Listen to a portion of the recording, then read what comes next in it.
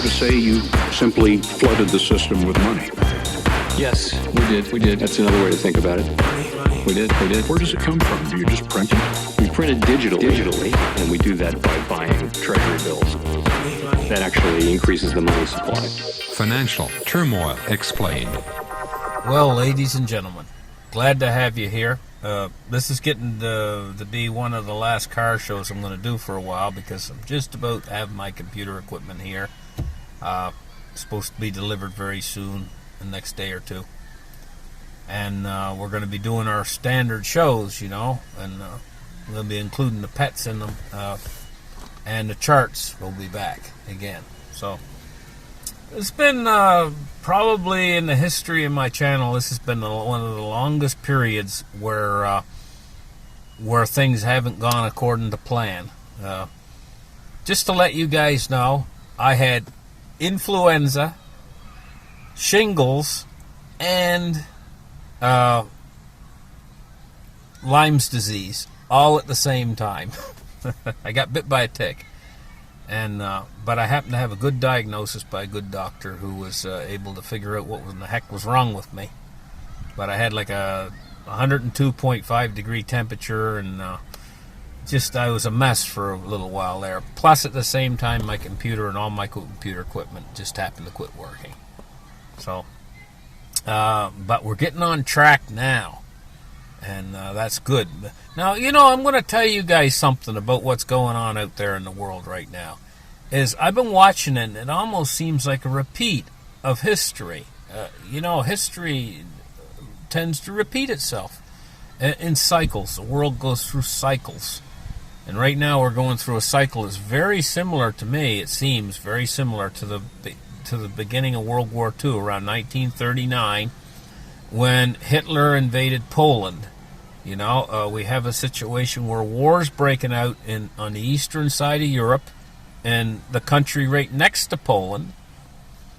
It took like 28 days for Hitler to invade Poland, and then he moved on further into other countries. Russia at this point in time I don't see any sign of them slowing down in their advancement. Yes, it's taken them a little bit longer to move through Ukraine, but they seem to be continuing with their forward advancement, and they're annexing different areas in Ukraine right now while we speak. And so the big question mark will be, after they've completed their missions in Ukraine, are they going to move further into Europe? Will they try to take Moldova, perhaps, or will they perhaps even take Moldova and maybe set their sights toward Poland, toward Warsaw? We're going to have to wait and see. But it's a very dangerous period in history right now, because not only do we have this problem with the war going on over there, but we also have problems with the financial system that are irreversible problems within the financial system, because it's a global Ponzi scheme. And this is creating imbalances within the financial system, where the financial system wants to topple off into deflation, but at the same time, we got momentum moving toward inflation. And so we've got this very strange situation where the markets are being basically just barely being stabilized, but at the same time we got the Federal Reserve and these other central banks digging very deep into raising things like raising interest rates and quantitative tightening, which could topple the markets down very quickly and very easily.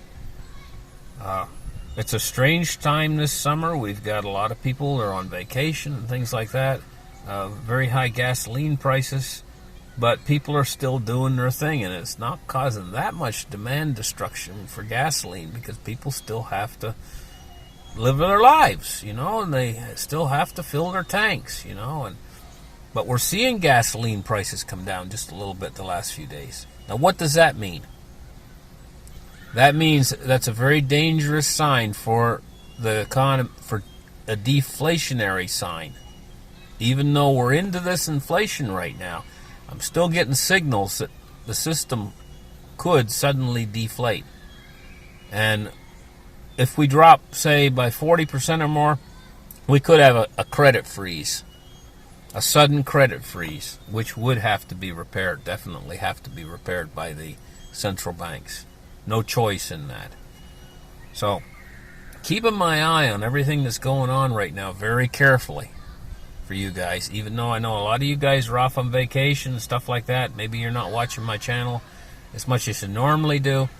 But I'm keeping my eye on things in the news. And of course, I hope you guys are having a nice summer. And I hope you guys are enjoying yourselves, out there this summer. And it's very enjoyable. I feel so much better right now than I did, say, last week when I had like 102-degree fever. Now my fever's gone. I feel like I'm getting back to normal and I'm feeling good. And it just feels so much of a relief to not be sick like that, terribly sick. So listen, thank you guys for watching. Enjoy all my viewers out there. And we will be back very soon with our regular scheduled programming. Bye-bye, guys.